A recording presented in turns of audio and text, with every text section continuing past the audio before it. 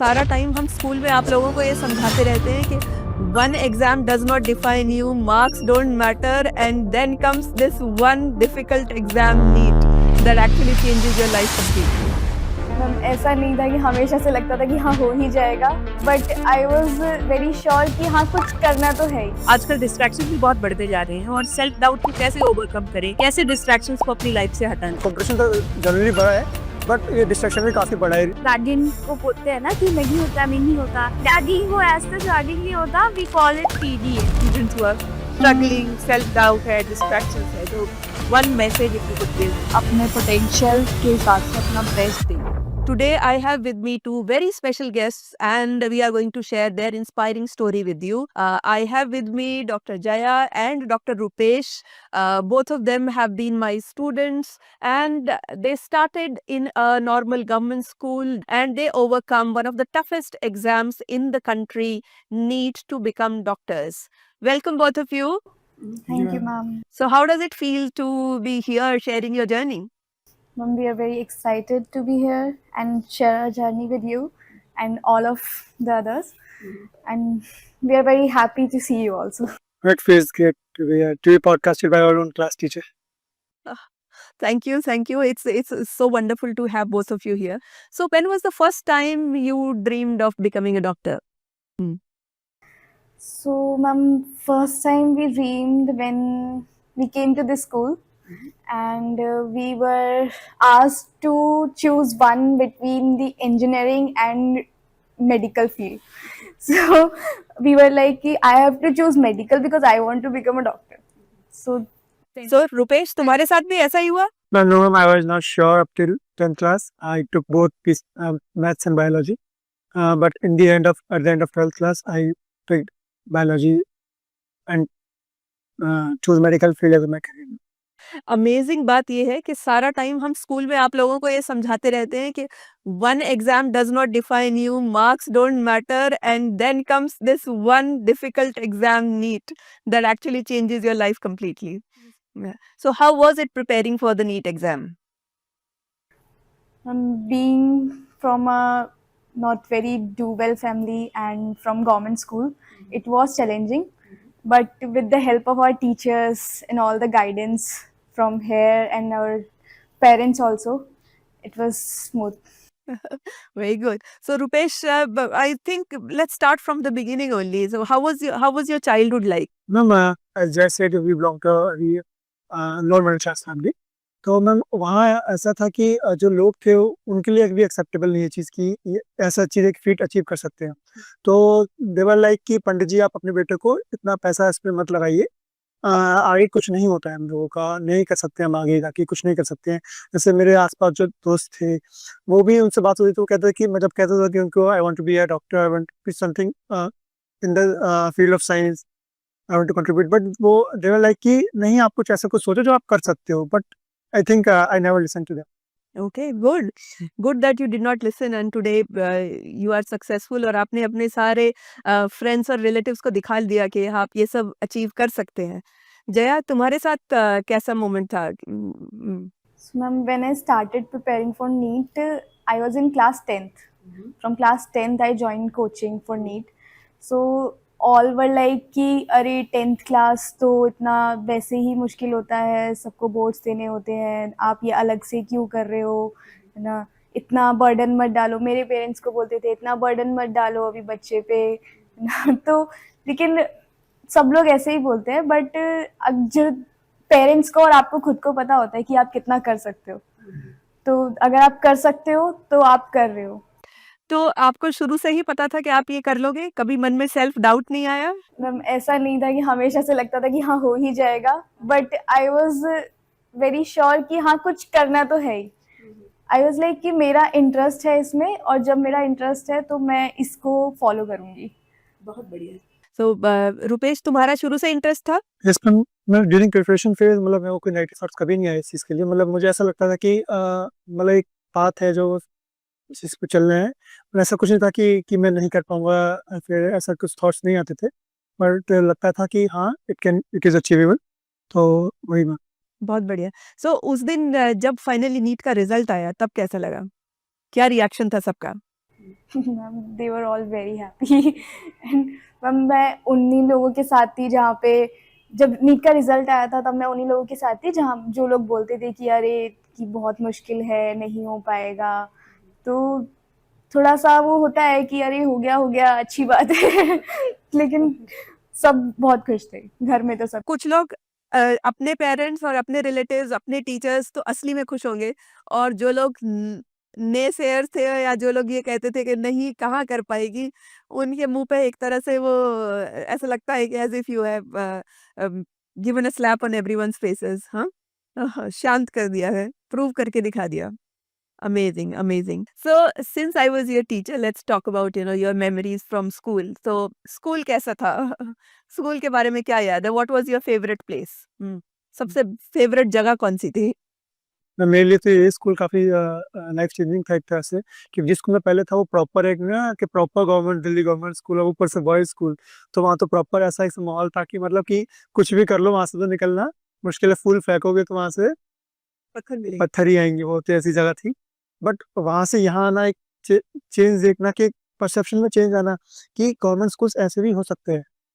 Government schools के teachers ऐसे भी हो सकते हैं, अगर दे कैन, ऐसा नहीं कि वहाँ पे एफर्ट्स पुट नहीं करते थे, हाँ। बट जहाँ जो टीचर्स यहाँ पर हैं, जो अ, जिस तरह से स्कूल को एक स्ट्रक्चर मेंटेन करके बच्चों को पढ़ाया जाता है, एक था कि बच्चों की स्ट्रेंथ नहीं रहेगी। इसमें पहले स्कूल में था, वहाँ पे एक क्लास में 80 बच्चे पढ़ रहे हैं, उनके बैठने के लिए कोई जगह नहीं है, पर यहाँ पे लिमिटेड 35 स्टूडेंट्स की जगह थी, और सारे मतलब और सारे स्कॉलर्स थे अपने अपने, जब वो एडमिशन हुआ था उनका, तो they were all intelligent and top scorers in their respective schools.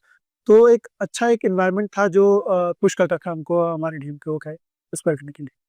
Okay, सो जया, तुम्हारे साथ भी ऐसा ही कुछ हुआ कि स्कूल ने जो है तुम्हारे पर्सपेक्टिव को बदला, तुम्हें नर्चर किया? और अपनी ऑडियंस को बता दूं कि हम ये दोनों के दोनों राजकीय प्रतिभा विकास विद्यालय लाजपत नगर के स्टूडेंट्स हैं। तो यहाँ आने के बाद तुमने क्या चेंज देखा? मैम मैं जिस पहले स्कूल से थी इट वाज अ सर्वोदय कन्या विद्यालय, तो उसमें भी ऐसा ही था कि स्ट्रेंथ बहुत ज़्यादा रहती थी, तो every teacher can not see every student. तो उसमें ये रहता था कि आप पढ़ रहे हो ठीक है, आपको जो आप अपने आप करोगे वो अच्छा है, लेकिन अगर आप नहीं कर रहे हो तो कोई आपके ऊपर पर्सनल ध्यान नहीं देगा ना।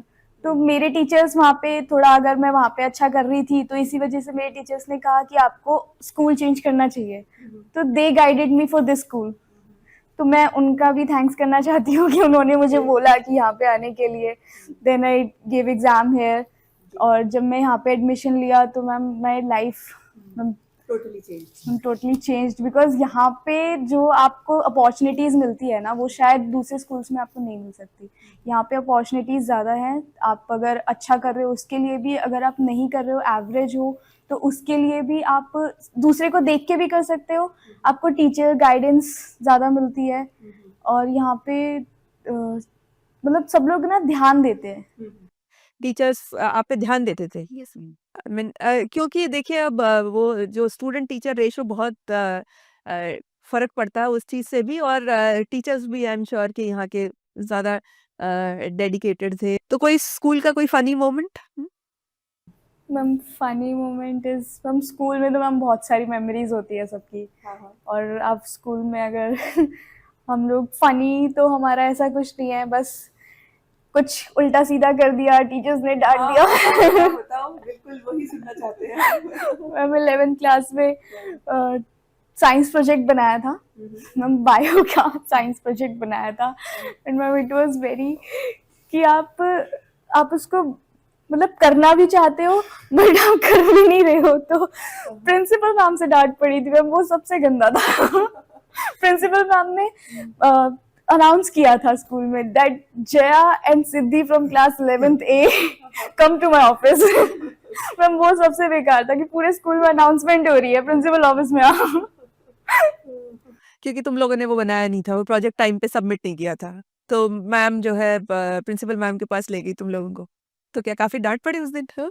मैम उस दिन फिर मैम ने एक्सप्लेनेशन पूछा कि क्यों नहीं किया है, क्यों नहीं जा रहे हो, तो था वो कुछ पॉलिटिकल भी था और लेकिन हमारा Politics नाम बहुत अनाउंस जरूरी हुआ है। ना कि प्रिंसिपल ऑफिस में आ जाओ। तो मैम एज गुड स्टूडेंट्स अगर हम गुड बुक्स में रहते हैं ना तो वो आदत नहीं होती कि स्कूल में नाम अनाउंस करके बुला रहे हैं। Thanks for telling me this. अब अगली बार जो है तुमने तो मुझे एक बड़ा सीक्रेट वेपन दे दिया है कि जो बच्चे जो है तो अच्छे बच्चों का नाम अगर अनाउंस करा हो तो उनको बुरा लगता है, तो शायद वो काम में। हमेशा याद रहेगा सब उनको। बहुत बढ़िया, बहुत बढ़िया। तो नीट के प्रिपरेशन की जर्नी कैसी थी? लाइक अ स्कैरी मूवी, हाँ? सर्वाइवल स्टोरी, रियलिटी शो जैसा हो गया कि भाई नीट सर्वाइवल स्टोरी थी या आसान था आप लोगों के लिए? Ma'am it was not like a survival story but it was challenging क्योंकि I was preparing with the school when I was in 11th 12th class, so I was preparing for NEET coaching also. तो NEET की coaching along with 11 12th in school, तो वो थोड़ा difficult हो जाता है because Saturday Sunday classes होती है कोचिंग में और आपको स्कूल भी करना पड़ता है। तो वो सैटरडे ऑफ लेना, फिर अटेंडेंस लो हो जाती है, फिर आपको कोचिंग में बीच में टेस्ट है या कुछ और है तो उसके लिए ऑफ लेना पड़ जाता है। फिर माइंड भी डाइवर्ट रहता है कि आप स्कूल में कुछ एग्जाम है तो उसके लिए प्रिपेयर कर रहे हो सैटरडे संडे में। नहीं, तुम्हारा भाई फीट तो इनक्रेडिबल है कि तुमने 12th क्लास के साथ उसी साल नीट क्रैक किया था। ज़्यादातर बच्चे जो है अगले साल, खुद रुपेश ने जो है साल ड्रॉप करके जो है नीट किया है, तो you were the only one in class जो है। Everyone was amazed and very proud of your achievement. तो बहुत अच्छा तुमने किया and I am sure it must have been difficult. So Rupesh, तुम्हारे साथ कैसा कैसा रहा? Ma'am I took a drop year for my preparation. तो मैम चैलेंजिंग नहीं था, बट ये था कि आता था कभी डाउट्स, क्योंकि आप जहाँ पढ़ रहे हो वहाँ पर आप जैसे एक पूरी भीड़ पढ़ रही है, तो वो लगता है आपको, और वो कर रहे हैं कि वो क्योंकि ड्रॉप ईयर में है, तो वो कई कह रहा है कि मैं 2 साल से पढ़ रहा हूँ भाई, मैं 4 साल से पढ़ रहा हूँ, और आप कह रहे हैं कि यार अभी मैं आया हूँ, और मतलब अब आप पता ना कि उनको they know things better than you, क्योंकि वो ड्रॉप कर चुके हैं, पहले से इस चीज के बारे में समझते हैं, तो आपको लगता है कि यार ये नहीं कर पाए तो how can I achieve this speed. But I think वो मैटर नहीं करता है कि क्योंकि अपना पोटेंशियल होता है वो आपको खुद ही ढूंढना होता है, ऐसे नहीं कि आप किसी और से कंपेयर करके नहीं इस चीज को चीज। तो बहुत सारे बच्चे जो अभी नीट के लिए प्रिपेयर कर रहे हैं, या उनके लिए तुम्हें क्या लगता है, तुम क्या मैसेज देना चाहोगे कि डिस्ट्रैक्शंस से कैसे आजकल डिस्ट्रैक्शन भी बहुत बढ़ते जा रहे हैं, और सेल्फ डाउट को कैसे ओवरकम करें, कैसे डिस्ट्रैक्शंस को अपनी लाइफ से हटाएं? मैम जो अभी एस्पिरेंट्स हैं उनके टफ काफी है, क्योंकि जब हम थे हमारे टाइम पे जो रिसोर्सेज थे वो बहुत लिमिटेड थे। ये था कि हाँ, डिस्क्रिमिनेशन था कि जो अफोर्ड कर सकता है वही कोचिंग अफोर्ड कर पाएगा, जा पाएगा। बट द थिंग इज वहाँ पे ना जो रिसोर्सेज थे वो लिमिटेड थे, तो हम ऐसे घूमने नहीं पड़ता था हमको कि हम कहाँ जाएं, ये सब्जेक्ट कहाँ से पढ़े, ये टॉपिक कहाँ से पढ़े, तो हम कभी ना डाइवर्ट नहीं होते थे कि हमको ऐसा दिमाग में फोमो नहीं होता था कि यार उसने तो ये चीज़ वहाँ से पढ़ी है, उसका तो इतना अच्छा है तो मैं वहाँ से कर लेता हूँ। तो हम एक ही चीज़ को मल्टीपल जगह से नहीं कर रहे होते थे। हमको हमको पता था कि हमको यहाँ जाना है, वो नोट्स पढ़ने हैं, वो क्वेश्चन सॉल्व करने हैं, और हमको आगे एग्जाम देने हैं। बट आज के साथ आज के स्टूडेंट से दिक्कत है कि उनके पास रिसोर्स अनलिमिटेड है, फ्री रिसोर्सेज है काफ़ी ज़्यादा उनके पास। जो रिसोर्सेज, जो बुक्स हैं, नोट्स हैं, काफ़ी कोचिंग जो फ्री में प्रोवाइड करती है। बट द थिंग इज उनको एक जगह टिक नहीं पाते हैं। उनकी भी गलती नहीं कि हर मैं उनकी जगह पर होता तो मैं खुद भी सोच रहा होता कि यार ये चीज़ इन्होंने यहाँ से बेस्ट कराई, तो मैं पूरा टाइम से उसी में लगा देता, ना कि अपने कोर चीज़ पे, क्योंकि हम उस टाइम ये भूल जाते हैं कि अगर हम इसी चीज़ को कर लें, किसी चीज़ फोकस करें, तो हम तभी वो अचीव कर लेंगे। बट वो हमारा लाइक फोमो क्रिएट आजकल तो जेन ज़ी के अंदर ज़्यादा ही कि फोमो हर चीज़ का उनको क्रिएट हो जाए, वो ज़्यादा ही किया कि ये करा तो हमने क्यों नहीं, तो उस चक्कर में अभी जो एक्सपीरियंस उनके लिए बहुत डिफिकल्ट है कॉन्सेंट्रेट करना। और बट ये कि अफोर्डेबिलिटी फैक्टर कम हुआ है काफ़ी, है वो everyone can afford the exam, और हर कोई from every corner of India they can afford coaching. तो कंपटीशन ऑब्वियसली बढ़ेगा, क्योंकि जो पहले नहीं अफोर्ड कर पाए तो वो नहीं कॉम्पीट कर सकते थे, but now every can compete, whether it is from government, he is from government school, private school, peripheral, rural area, everyone can compete. तो कंपटीशन तो जनरली बढ़ा है, बट ये डिस्ट्रैक्शन भी काफी बड़ा है रिसोर्स के वजह से। तो जय, तुम्हें क्या लगता है कि भाई तुम क्या मैसेज देना चाहोगे बच्चों को कि भाई कैसे लाइफ में डिस्ट्रैक्शन कम करें?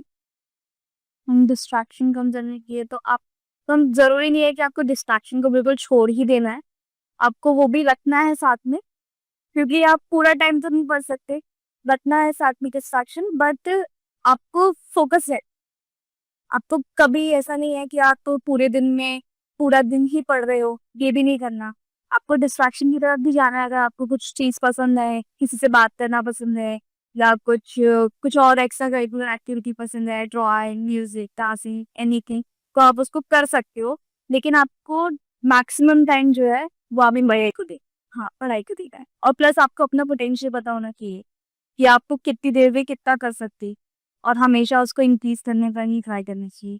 सो अपने पोटेंशियल के हिसाब से अपना एक स्ट्रिक्ट टाइम टेबल बनाना और फिर उसको स्टिक करना है। मे बी ये नहीं कि यूट्यूब स्क्रॉल करना शुरू किया तो उसी को स्क्रॉल करते रह गए या एक रील्स ही देखते रह गए। इन्होंने टाइम टेबल भी ऐसा बिल्कुल स्ट्रिक्ट नहीं कि आपने अगर बनाया है कि आज मैं 10 आवर्स पढ़ूंगा तो 10 आवर्स पढ़ना ही पढ़ना है। आपको लग रहा है कि आज के लिए इतना काफी है, तो आप अपने आप को पुश करने की कोशिश करो। जो आपकी डिस्ट्रैक्शन है, आप थोड़ी देर उसके ऊपर जाओ, थोड़ा माइंड फ्रेश करो और फिर वापस अपने फोकस। तो वो इम्पोर्टेंट है कि आप अपना उस माइंड फ्रेश करने के लिए फोकस डिस्ट्रैक्शन की तरफ जा सकते हो। उसके बाद फिर आपको दोबारा फोकस हो जाएगा। अगर आप पूरा टाइम एक बार में गाइड पे पढ़ने की कोशिश करोगे ना, तो वो नहीं होगा। तो भाई सब बच्चे जानना चाहते हैं कि भाई आप लोगों का स्टडी का खुद का रूटीन कैसा था? नीट की तैयारी के लिए कैसे करते थे? 10 घंटे पढ़ते थे, 12 घंटे पढ़ते थे, 18 घंटे पढ़ते थे? क्या लगता है? I was a school student, तो मेरे लिए तो बहुत हाँ, तो मैं तो सुबह स्कूल आती थी। स्कूल के बाद अगर कभी कोचिंग जाना होता था तो कोचिंग जाती थी, नहीं तो फिर घर जाके अपना बेसिक रूटीन, वही खाना खा रहे हैं आराम से, फिर पढ़ रहे हैं। And I was a night out, तो मैं नाइट में पूरा कभी कभी ऑल नाइटर कीप के सुबह ऐसे ही सारी आंखों से सलट माता भी तो रोज मुझे प्रिंसिपल मैम का जवाब देना पड़ता था कि तुम बस क्लास 7 से इतने बच्चे लेकर रहे। हम school principal ma'am used to call us school के दामाद जी, क्योंकि हम स्कूलों से नहीं डर हैं। अपनी मर्जी से कभी भी आ रहे, कभी प्रेयर के बाद आए, मैम, इसलिए हमें दामाद जी बोलती थी स्कूल के। बिल्कुल। तो बट वही मैम हमें जो है ये बोलती थी कि ये मम्मियाँ जो है, ये अपने बच्चों की मम्मियाँ, ये मुझे उसको डांटने भी नहीं देती क्योंकि हम यही जाते मैथ के सामने एक्सक्यूज बोलते थे कि मैथ बच्चे हैं, रात में पढ़ रहे थे। कोई नहीं, कभी भी ऐसा नहीं हुआ कि तुम लोग लेट आए हो तो हमने डांट के तुम्हें वापस भेज दिया हो या थोड़ा सा गुस्सा कर लेते थे, लेकिन फिर क्लास में बिठा लेते थे। कभी कभी मेरा शेड्यूल यही रहता था लास्ट की टाइम में, तो ये रहता करने कि स्कूल से जाना है, जाते ही आपको खाना वाना खा के सो जाना है। देन जब भी आप क्लियर आपकी नींद पूरी करते, उसके बाद ये दोबारा खाना खा के पढ़ने बैठ जाओ। देन ऑल नाइटर इन सुबह स्टैंड आ जाओ। बड़ा था। और तो रुपेश आपका कैसा था? हाँ मैम, मैं रात में तो मैं नहीं जग सकता। इतनी मेहनत तो नहीं होती मेरे से। मेरा था मैम कि ड्रॉप ईयर में था मैं, तो ऑब्वियसली टाइम बेटर था मेरे लिए। मेरा जो फोकस कभी टाइम पे नहीं रहा कि मेरे को 10 घंटे पढ़ना है, 14 घंटे पढ़ना है, कभी इतना मेरा फोकस टाइम पे कभी रहा ही नहीं। मेरा था कि I have to show up every day. मुझे रोज कुछ ना कुछ करना है to reach my goals. Consistency थी, कंसिस्टेंसी बहुत ज़्यादा इंपॉर्टेंट है। अभी लोग सोचते हैं कि आज 10 घंटे पढ़ लेंगे, वो बट वो क्या कल नहीं पढ़ेंगे, वो पर्सन वो एक वो स्लॉट फेज फेज हो जाएगा उनका। बट मेरे ख्याल से जो मेरा जो आइडिया था प्रिपरेशन का, वो ये था कि I have to show up every day. मुझे हर दिन कुछ ना कुछ करना है। मुझे ये नहीं सोचना कि मैं एग्ज़ाम ना दूं या मैं मॉक टेस्ट ना दूं, मैं आज क्लास छोड़ देता हूँ पढ़ने के लिए। मेरे को लगता था कि अगर किस क्लासेस हो रही हैं या फिर कुछ भी हो रहा है, वो किसी सोच के ही कर रहे हैं, क्योंकि टीचर्स जो है वो they are more experience than me, तो they know better than me. अगर वो कुछ कह रहे हैं कि अगर आपको रोज क्लास आना है, आपको रोज टेस्ट देना है, तो मैं उन्हीं पर छोड़ देता इस चीज़ को। लेकिन मैंने कभी अपने ऐसे ये नहीं सोचा कि मैं ये टेस्ट छोड़ देता हूँ या फिर मैं क्लास छोड़ देता हूँ या फिर मैं आज मतलब यार डर जाता हूँ कि नहीं मैं आज सेल्फ डाउट ले आता हूँ अपने अंदर। वो कभी नहीं हुआ मेरे साथ ऐसा। और ना टाइम मतलब टाइम को मेरा कोई फोकस नहीं दिया इस पे। मेरा ये था कि मेरा इवनिंग शिफ्ट था कोचिंग का, तो मैं कोचिंग से जाता था, खा के सो जाता था। मतलब थोड़ा पढ़ लिया तो ठीक है, वरना सो जाता था। मैं सुबह से फिर कोचिंग, जब तक मेरे दोपहर लंच तक, जब तक कोचिंग स्टार्ट नहीं थी, जब तक मैं पढ़ता था। बहुत बढ़िया। सो श्योर हम सबका अपना अलग अलग है कि आप दिन में पढ़ना प्रेफर करते हो या नाइट में पढ़ना प्रेफर करते हो। मैं अभी भी नाइट आउल ही हूँ। मैं अभी दोबारा पीजी देने प्रिपेयर कर रही हूँ, तो अभी भी मैं ऑल नाइटर ही कैसी हूँ। बहुत बढ़िया। तो बच्चों को तुम यही बताना चाहोगे कि भाई आपको अपनी bio rhythm basically figure out कर, अपना पोटेंशियल आपको अपने आप पता है कि आप कब ज़्यादा फोकस कर सकते हो, आप किस तरीके से आपका टाइम टेबल। कभी-कभी होता है कि आप घर में रह रहे हो ना, तो घर में आपको वो नहीं मिलता, आपको एनवायरनमेंट नहीं मिलता कि आप दिन में पढ़ सकें।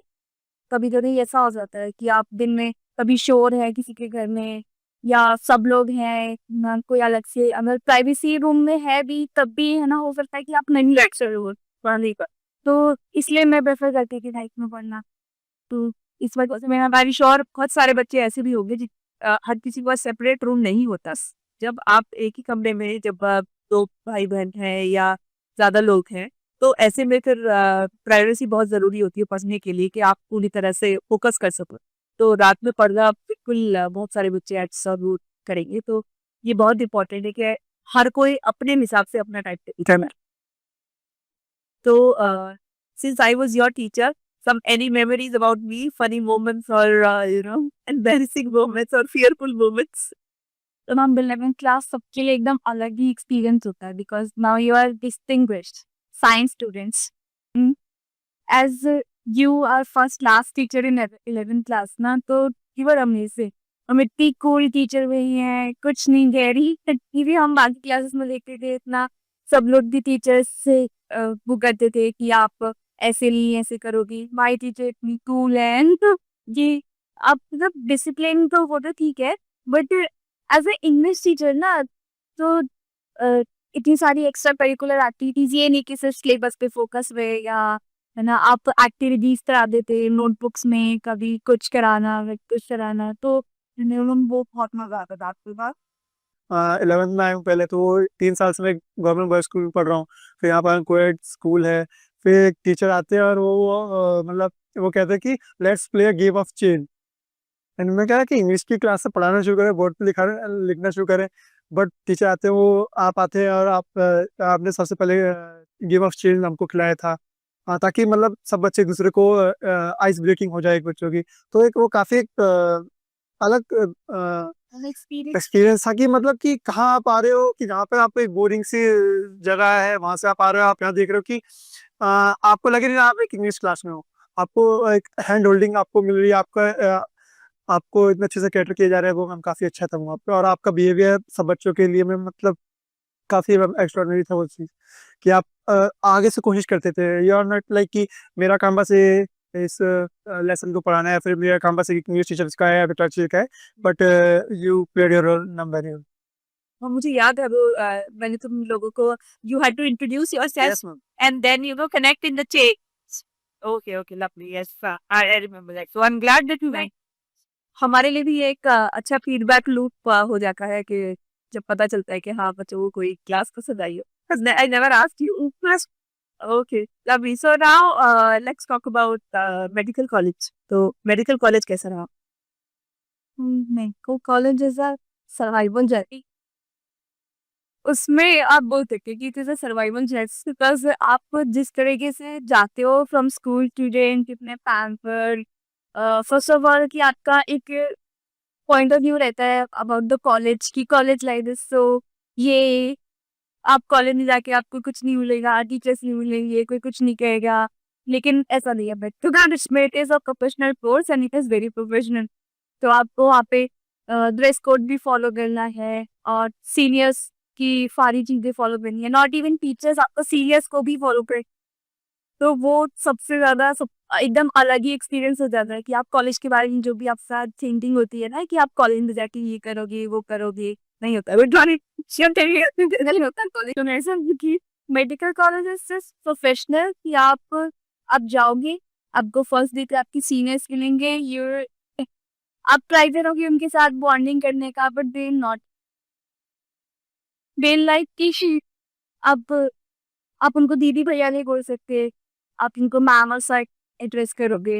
वे आपको को जब भी जितने बात के आपको विश करना होगा, good morning, good afternoon, whatever, तो वो आपको हमेशा ही करना है। तो वो स्कूल में टीचर्स और प्रिंसिपल से ज़्यादा खतरनाक वहाँ कॉलेज में सीनियर्स हो जाते हैं। मैम वो फर्स्ट एक्सपीरियंस तो वहाँ का ऐसे ही रहता है, एंड दिस फर्स्ट 2-3 मंथ्स जब तक आप थोड़ा सा अपने पेस पे नहीं आते, तब तक वो आपको थोड़ा ज़्यादा दबा के भी देखते हैं कि अभी भी आ रहे हो ना, तो ड्रेस कोड फॉलो करना है फर्स्ट ईयर में। आज के कैसे यस आप मैम, कुछ टाइम तो जब आप जाते हो तो आपको लगता है कि जो आपका वहाँ पे गार्ड है वो भी आपसे सीनियर ही है। आप इतने, क्योंकि आप एक फॉरेन जगह जा रहे हो आपको, और सब सब आपको वहाँ पे लगता है कि ये सब मेरे से सीनियर, इनको सबको ही मेरे से याद आता है। मैं तो नर्सरी मेडिसिन लेते हैं बच्चे, वैसा फील होता है वहाँ पे शुरू में। तो वहाँ आप एक सेंस ऑफ अचीवमेंट है कि वाह मैंने तो नीट क्लियर किया है, वहाँ जाते ही तो आप सबसे लोएस्ट स्टेटा में आप हो और आपको वहां से उठना है। कॉलेज में जाएंगी है ना, कैसी ड्रेस अप, और वहां पे जाके पता चलेगा आपको सूट पहनना है विद स्पोर्ट शूज, और बाल हमेशा ब्रेक करके मतलब स्कूल में इतनी बार चोटी नहीं मैं फिर वहां से बना, और वहाँ बनाई भी ऐसी नेस के। जो कॉलेज में बनाए। हाँ स्कूल अब जीन्स भी नहीं पहनते इतने सूट के साथ, आपको सूट ही पहनना है। एंड ये आप कह रहे हैं दिल्ली के मेडिकल कॉलेजेस में यार, ये अपने अपने कॉलेज का नाम बताओ बच्चे। Yeah, I'm from North DXK. So I completed my MBBS from Dr. BSc Medical College already. See, both are government medical college. तो government medical college is like कि आपको पूरा वो मिलेगा कि आप जितना रैगिंग को बोलते हैं ना कि नहीं होता नहीं होता, रैगिंग वो ऐसा रैगिंग नहीं होता, वी कॉल इट पीडीए, अच्छा, पर्सनैलिटी डेवलपमेंट। Yes, हमारे वो तो PDK पर्सनालिटी डेवलपमेंट प्रोग्राम है। मैं तब लगता था काफी डर ऐसा, बट जब अब देखते हैं कि आप बोलना बहुत धीरे धीरे कम होता जा रहा है ये ऐसा चीज है, बट तब लगता था कि एक गलत चीज है, फिर बट धीरे धीरे लगता है कि नहीं, कि ये जरूरी था, क्योंकि वो सीनियर जो अब जितनी हेल्प करते हैं वो कोई नहीं कर सकता हमारी help. So first year is challenging. When you it's not CEO senior CIs, आप वो बोलते थे कि हम ऊपर के चिप उनको आप उनका आईज नहीं देख सकते कि आप उनके सामने देख के बात कर रहे हैं, आप अगर उनके सामने खड़े हो कि नीचे दिख नजर नीचे। तो हम तो अभी तक यही सोचते थे कि शायद आर्म्ड फोर्सेस या पुलिस या इनकी जो ट्रेनिंग होती है वो ऐसी है, मेडिकल कॉलेजेस की ट्रेनिंग भी इतनी स्ट्रिक्ट है। नंबर पहले हमें लगता था कि ये क्यों करते हैं ऐसे, मतलब इसकी कोई जरूरत नहीं है, लेकिन जब हम आगे जाते हैं ना, पोस्टिंग्स में जाते हैं, हॉस्पिटल में एक्शन में जाते हैं, तब समझ में आता है कि वो ठीक कर रही थी, उन्होंने हमें ट्रेन कर लिया है for our postings, for our seniors जो हमें हॉस्पिटल में मिलेंगे, फॉर पेशेंट्स। कुछ भी हो जाए सामने, कोई पेशेंट कुछ भी बोल रहा है, you can not laugh, you can not even smile ना। तो वो वहां पर वो ट्रेनिंग काम आती है। एक्चुअली हम पेशेंट से रैंक कर रहे थे हमारी एक तरह से, तो पहले इनको टोन कर देते थे कि आपको अपना मेंटेन करना है कैरेक्टर। आप एक प्रोफेशनल हॉस्पिटल में जब भी आप एंटर करो, आप एक प्रोफेशनल हो, आप एक स्टूडेंट नहीं हो कि आप वहाँ पे लाफ राउंड कर सकते हो, आप किसी का मजाक उड़ा सकते हो, आप कैजुअली बिहेव कर सकते हो। अगर आप हॉस्पिटल के अंदर गए हो तो आप एज आप रिप्रेजेंट कर रहे हो, डॉक्टर्स को रिप्रेजेंट कर, भले आप मेडिकल स्टूडेंट हो बट आप डॉक्टर्स को रिप्रेजेंट कर रहे हो। तो वो पेशेंट्स को ही नहीं पता कि आप किस लेवल पर हो अभी, but this is a doctor, तो वहाँ पे आपको मेंटेन करना पड़ता है। तो वो एक उसमें अच्छा एक रोल होता है पीडीपी का। तो वो आपको समझना आ जाता है कि खड़े रहते कि भी हॉस्पिटल में जाए तो आपको जब आप जाते हो, इनफैक्ट मैंने सुना है कि आप लोगों की जो है शिफ्ट भी काफी लंबी होती है। तो हाँ, वो 12 आवर्स शिफ्ट होती है, फॉर 24 होती है। इससे अभी तो हम लोग छोटे लेवल पे है, पर इससे ऊपर जाता है हम पीजीज में, आपको 30 से 48 आवर्स की ड्यूटी करनी होती है, पीजी कहते हैं। amazing. along with study. Along with the study, how do you, I mean, do it? It's amazing. बहुत सीरियस बातचीत हो तो let's lighten the mood and let's play a bit of rapid fire. So rapid fire के लिए तैयार हो तुम? Okay, so what's the first word that comes to your mind when you hear the word medical college? Transformer. Why transformer? Transform कर देता है किसी को, एक स्ट्रॉबेरी बच्चे को एक हार्डकोर इसमें इंसान में, चाहे वो कोई भी वट जेंडर, वो एक ट्रांसफॉर्म कर देता है किसी को भी। I think I need to hear more about it. Strawberry project. मैं इन मेडिकल फील्ड हम मीडियोकर नहीं रह सकते, क्योंकि आप कोई भी, अगर मैं भी अपने ब्रदर का मदर का कहीं पे जा रहा हूँ, हॉस्पिटल में जा रहा हूँ, तो आई डोंट वांट कि कोई मीडियोकर आदमी इसको ट्रीट करे या देखे। तो वी कांट भी, हम कंप्लेन नहीं कर सकते कि यार हमको, हम नहीं कर सकते, हमसे नहीं हो रहा है, या फिर नहीं कर सकते हम। अगर आप कर सकते हो इस चीज़ को, आप you can handle this thing, तो अभी से it's better to choose medicine.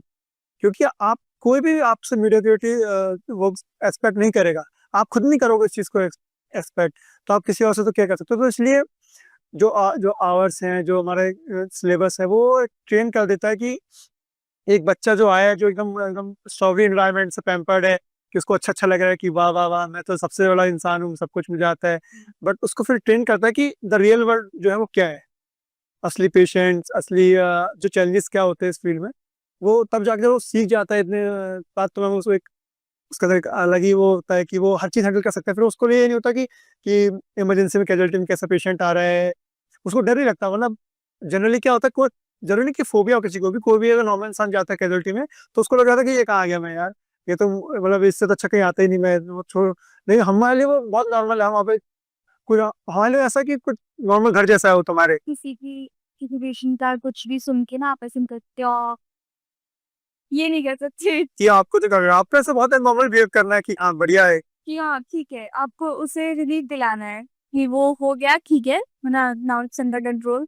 तो आप कैजुअलिटी को बैठ के ना कुछ किसी चीज पे सरप्राइज नहीं हो सकते, क्योंकि आपको कुछ सब कुछ मिल गया वहाँ पे तो आप सरप्राइज नहीं हो सकते वहाँ पे। विद्या, एक फनी स्टैटिस्टिक है कि डॉक्टर जो है 18 सेकंड पेशेंट की बात सुनते हैं और उसके बाद उसको इंटरप्ट कर देते हैं। पता चल सही रहा है। नहीं मैम, इंडिया में तो है इंटरप्ट, इंडिया में तो पहले इंटरप्ट कर देता हूँ, क्योंकि वो सिम्टम्स लेके आता है। दे टीच अस कि सर मेरे को ये फीवर था, जल्दी से डिग्लो पेंटाप आप जल्दी से लिख दीजिए आप। दे आर लाइक कि हमको ट्रीटमेंट दिखाना है कि आपको लिखना है, कर तो हम लेंगे इलाज, आपको ट्रीटमेंट लिख देना है। डॉक्टर साहब दर्द की दवाई लिख दो। अरे प्रॉब्लम बताओ ना क्या हो रहा है, हो सकता है वो किसी और वजह से है, ना दर्द की दवाई लिख दो।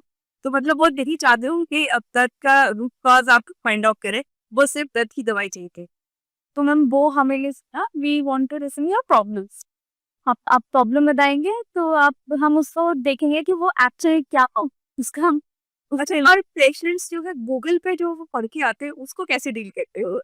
क्या what- मैम बहुत नेचुरल है अभी इस फील्ड में। ऐसा ही अगर मैं भी कहीं पे जाऊंगा तो मैं भी एक बार किसी भी फील्ड में जाऊंगा, मैं किसी का कंसल्टेंट किसी भी फील्ड में जाऊंगा, तो obviously I will search about it. अगर मैं एक नॉर्मल ह्यूमन बीइंग हूँ तो हमको ऐसा वो और बिहेव नहीं करना चाहिए, क्योंकि वी नो कि हम भी अगर उसकी जगह होते तो हम भी ऑब्वियसली सर्च करके ही आते चीज़ों के बारे में। और इट्स गुड कि वो एजुकेट होकर आ रहा है अपनी बीमार के बारे में।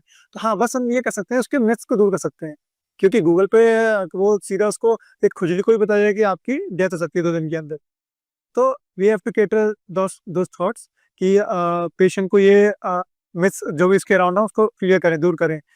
तो कितना आसान या मुश्किल होता है ये इस तरह के मिथ्स को बस्ट कर। हम कभी कभी हाफ नॉलेज ना बहुत ज्यादा प्रॉब्लम भी क्रिएट कर देती है कि as I work in labour हूँ, तो वो सबको पता है कि लेबर को ऑगमेंट कर सकते हैं, ठीक है। तो एवरीवन इज लाइक कि आप उसको पेन हो रहा है तो आप उसको ऑगमेंट कर दो ना, ना दवाई डाल दो ना जो आप दर्द बढ़ाने के लिए डाल दिए हो। तो बहुत से छाप नॉलेज है कि हाँ ऑगमेंट कर सकते हैं, लेकिन ऑगमेंट करने के इंडिकेशन है कि आप क्यों कर रहे हैं, हाँ ना। तो वो इंडिकेशन उनको नहीं पता है कि कब कब करना है, तो वो हमारी सरकार के खड़े हो जाते हैं कि क्यों नहीं कर रहे हो, लाइक हम काम नहीं करना चाह रहे। तो वो हो जाता है उनके पास समझाना कई बार बुरी है कि उनको इंडिकेशन समझाना कि क्यों नहीं कर रहे हैं। उनसे एक बार ब्लड डोनेट करवा लो तो वो ऐसा सर पे बोलेंगे, सर वो ब्लड नहीं गया अभी, मेरे वाइफ को ब्लड कब जाएगा, आप कहाँ रखे हुए हैं क्या। और वो इसीलिए कराते हैं कि प्रिवेंटिव मेथड में कि अगर कभी एकदम से जरूरत पड़ जाए तो आप उसको एकदम से भी ब्लड दे से, क्योंकि उस टाइम पे बहुत ज्यादा टाइम लग जाएगा कि आपको आपकी वाइफ को ब्लड की जरूरत है, फिर आप सोचोगे कि ब्लड दूं नहीं दूं। इसलिए हम पहले से डोनेट करा लेते हैं कि आप भी ब्लड डोनेट कर रहे आते हो तो हाँ। और अगर आप वो ब्लड यूज नहीं भी होता है तो आपको एक कार्ड मिल जाएगा कि आगे लाइफ में कभी भी किसी को भी जरूरत होगी, आप डोनेट करना चाहते हो तो आप वो कार्ड यूज कर सकते हैं। पर उनको वो होता है कि जब जरूरत ही नहीं थी तो आपने क्यों करा ट्रे। लगता है कि भाई हमसे फ्री में ब्लड ले दिया, ये ना पता नहीं डॉक्टर सैम्पलिंग भी कर रहे हैं अगर, तो उसमें भी उनको लगता है कि मतलब एक एलर्जी खून मेरा क्यों ले लिया इन लोग, और रोज ले रहे हैं। मैं तो कई बार जो एक बार मेरे से बोलते, मैं तो एक बार तो जॉग अराउंड कहते, मैं कहा अभी मैं आंटी जी अभी 1 ml कम पड़ रहा था, तो 1 ml जब हो जाएगा तभी बेच पाऊंगा। तो उसको डर लग गया कि हाँ सच में से नहीं बेचते, सच में 1 ml नहीं बेचते। तो बाकी उसके जो वार्ड में पेशेंट थे उन्होंने समझाया कि मजाक कर रहे हैं, ऐसा कुछ नहीं है। नहीं रुपेश, तुम्हारे मजाक बहुत था। We thought it not bad. Moving on with the rapid fire round. आपका फेवरेट स्ट्रीट फूड कौन सा है? मोमोज, हाँ? मोमोज। मोमो, मुझे लगा तो समोसे का हो गया। ओके, सो वन फाइन लग गया है। अभी बुक्स खाने लगे है ना. One thing you can do that your patients can't. Obviously, we keep the One myth about being a doctor that is totally false. कि चिल है काफी। अगर एक बार इस फील्ड में आ जाओ तो चला है, कि हमें बहुत ज़्यादा पैसे मिलते हैं. ये तो है ही। This is a myth. नहीं, ये भी हम काफी कि हम बहुत चिल हो जाते हैं कि चैलेंजिंग जर्नी है काफी मेरी। और पैसे भी नहीं देते. मैम अगर आप अकॉर्डिंग टू वर्क देखोगे तो this is not very much, जितना लोग बोलते हैं ना कि इतने पैसे नहीं है, इतने पैसे बनते हैं, मतलब है वो को आपके प्रोफेशन को नहीं करता है. So that way. अच्छा, another question that I want to ask you कि गवर्नमेंट में ज्यादा मिलते हैं प्राइवेट में, तो क्या कौन सा डॉक्टर बनना चाहोगे, गवर्नमेंट डॉक्टर या private doctor? Ma'am as per the तो आप छोटे लेवल पे अगर देखिए तो गवर्नमेंट में ज़्यादा से ज़्यादा, और अगर आगे आप स्पेशलाइज हो जाते हो जब तो आपके प्राइवेट में ज़्यादा फायदा. ठीक. Okay. A weird habit that you developed while preparing for NEET. मेरे को तो पाइका हो गया था, तो वो मतलब मैं जो पेन के जो होते हैं ना, जो पीछे का हिस्सा, वो मेरे को अननोइंगली मैं उसको कुछ भी प्लास्टिक का होगा तो वो चुई कर लेता. और एक रिलैक्स मेरे को तो बहुत वो मतलब अभी भी है मेरे को, और अभी कंट्रोल्ड है, बट मेरे को तो काफी वो हो गया था उसके पे वो। मेरा वियर्ड हैबिट तो यही है कि मैंने रात रात भर जागना सीख लिया था. वो अब मेरे लिए नॉर्मल हो गया. और लाइटर कुल पे हूँ. Okay. If you are not a doctor what would you be? I would. लेकिन मैंने का तो सोचा ही नहीं, मैं हमेशा हमेशा डॉक्टर ही बनना. मैं कोई भी बीएससी करके मैं टीचर होता। ओ मेरे को बोलो मैं फेवरेट थी इसलिए. नहीं, काफी सही बात तो मैं लास्ट बात. तुम्हें मेडिकल फील्ड में जाना था. Okay. So favourite Bollywood actor क्या है, actress? Shahrukh Khan. Akshay Kumar. Favourite singer जो जिसके गाने सुन सुन के ऑल नाइटर्स फुल किए है? हनी हनी सिंह. वाह, हनी सिंह आई थी और कुछ कोई तो है जो मेरे गाने सुनता है. सुनाको. तुम्हारे भी क्या बात कर रहे हो? ओके. जर्नी से जुड़ी है। He was on his peak. That's true. ठीक. हाँ ये भी बात. मैं it's not the lyrics that inspire ना, मतलब जो उसके पीछे स्टोरी है, जो उसके खुद की स्टोरी है, तो वो एक तरह से उसकी म्यूजिक में देख के तो वो हम उसके गानों में अनलोइंग नहीं दिखती है. नहीं, गानों में नहीं, मतलब कह रहा हूँ जो उसकी खुद की स्टोरी है, जैसे वो राइज किया एक मिडिल क्लास फैमिली से एक ऊपर तक, तो उसको म्यूजिक में वो दिखता है, तो मतलब उससे रिलेट कर सकता है, इंस्पिरेशन मिलती है। जरूरी नहीं कि वो म्यूजिक या फिर उसके लिरिक्स से कुछ ऐसा इंस्पिरेशन ले रहे हैं हम। आई होप हनी सिंह अब तुम लोगों से इंस्पिरेशन ले सके कि देखो कितने बच्चे मेरे से लेकर इंस्पायर होकर लाइफ में कुछ बने हैं, तो उसको अपनी लाइफ की जर्नी को कम बैक करने में अच्छा हेल्प मिलेगी ये सुनकर. Not like inspiration but I enjoy. More relax करने के लिए। ओके. सो नीट प्रिपरेशन की जर्नी को अगर किसी मूवी से कंपेयर करना हो तो कौन सी movie would best describe that?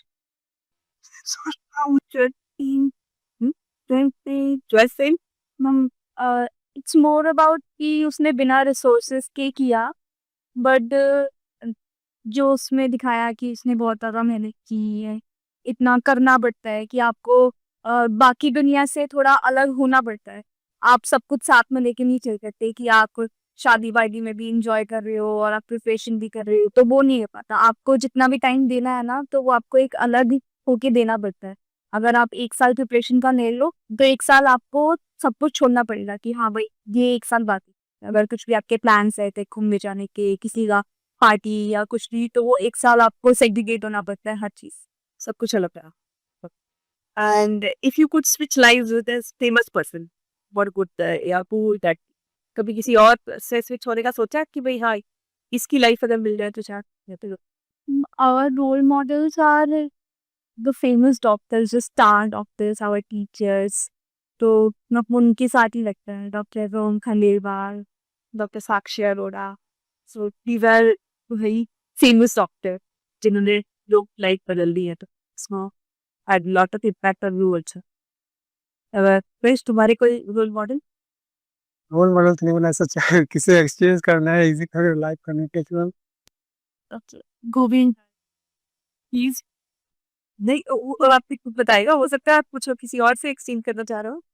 ना मतलब डॉक्टर्स तो है मतलब उनके तो लाइफ चाहिए बट उनकी लाइफ अभी चलनी है ही ना उनकी लाइफ से इजी भी है अल्लाह किसी से करवा मेरी लाइफ ऐसे चिंता हो मैं एक्सचेंज कर ही रहा हूँ तो मैं लाइफ ठीक करूंगा बिल्कुल बिल्कुल, डॉक्टर से ही एक्सचेंज क्यों कर रही, वो तो अपनी लाइफ है।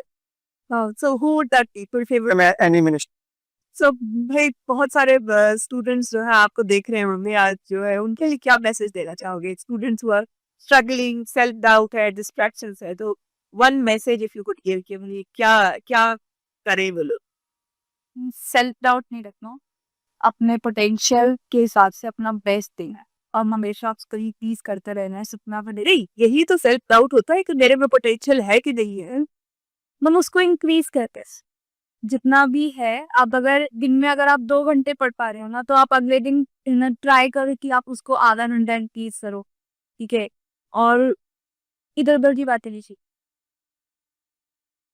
सुनना नहीं तो बेस पर मैम मेरा तो वही राइट है सोल्यूशन है वही है कि आप रोज देखो अपने काम के लिए उस जो भी आपका गोल है उसके लिए कुछ भी करो जरूरी नहीं आप उसके लिए 1 घंटा दो 2 घंटा दो 10 मिनट दो 20 मिनट दो क्योंकि मैनिफेस्टेशन ना बहुत एक रोल प्ले करती है क्योंकि सबकॉन्शियसली हम जो एक्शन हमारे एक्शन होते हैं वो उसी गोल की तरफ डायरेक्ट करते हैं हमको तो अगर हम कॉन्स्टेंटली भले ही हम कुछ ना करें नो प्रॉब्लम बट अगर हम कॉन्स्टेंट सोचे कि मेरे से होगा ही नहीं ये चीज़ मैं कर ही नहीं पाऊंगा तो हमारा सबकॉन्शियस माइंड हमको एक्शंस को डायरेक्ट करेगा कि वो एक्शंस भी हमारे वैसे होंगे हम सो जाएंगे हम उसको प्रोक्रेस्टिनेट करेंगे बट अगर हम सबकॉन्शियस भी मैनिफेस्ट करें कि हाँ हम ये कर लेंगे वी आर देयर और हम रोज दिखें रोज डेली हम अपने गोल की तरफ थोड़ा भी बढ़े जरूरी नहीं है कि हम एक साथ 12 घंटे पढ़ लिया है फिर हमने बहुत ज्यादा मेहनत कर ली बट रोज कुछ भी उसके लिए हम कर सकें तो हमको करना चाहिए और हमेशा पॉजिटिव रहना चाहिए और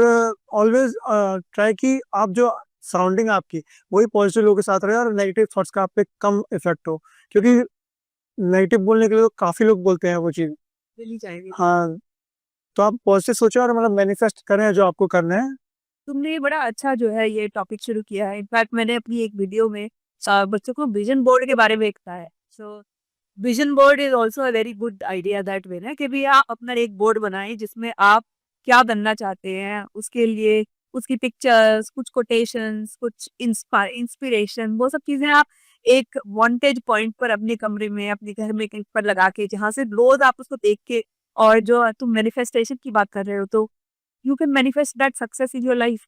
और जब भी नेगेटिव किसी के मन में ख्याल आए तो वो उस मैनिफेस्टेशन की तरफ जब देखेंगे तो वो एक तरह से इंस्पिरेशन अंदर से मिलती है कि हाँ ये मेरा गोल था तो मुझे अपनी जर्नी अपने पाथ गोल से वेवर नहीं होना है और उस पाथ पे स्टिक रहना। One major thing that plays role कि आपका goal is one thing and interest and passion is one. आपका जो गोल है ना उसमें आपका इंटरेस्ट होना चाहिए, बहुत बढ़िया जो है वो अलाइंड होने चाहिए। अगर आपका उसमें इंटरेस्ट नहीं है, आपका वो पैशन नहीं है, तो आप उसको कभी उस तरीके से अचीव नहीं कर पाओगे जिस तरीके से वो आपको मिलना चाहिए। जो आपका इंटरेस्ट पॉइंट है आप हमेशा उसकी तरफ जाओ, दो वो बेटर रहता है आपके लिए। बहुत बढ़िया। अगर आप डॉक्टर की डिग्री नहीं भी लोगे, आपको पता है कि डॉक्टर बनने के बाद भी आपको पूरा पूरा हमेशा पढ़ना है, हमेशा ही पढ़, कभी आपको रेस्ट नहीं मिलने वाला। बेस्ट भाई। ठीक है, हम ड्यूटी से आते हैं, सब भी पढ़ रहे हैं, डेली ड्यूटी पे जो केस देखा डेली उसको पढ़ रहे हैं, ठीक है। तो वो अगर आपके पास पैशन नहीं है इस काम तो वो नहीं करोगे और वो उसमें आप फिर जो इसने बोला था कि आप मीडियोकर रह जाओगे कि आपके पास डिग्री है, यू कैन डू इट, और आप वो बस छोटी छोटी चीजें कर सकती हो लेकिन आप उसमें कभी भी आगे नहीं कर पाओ। तो सबसे पहली चीज तो आप यही कहोगे कि अपने आप से ये पूछो कि मुझे लाइफ में ये करना भी है या नहीं करना, क्योंकि ये सिर्फ ओनली ऑप्शन नहीं है।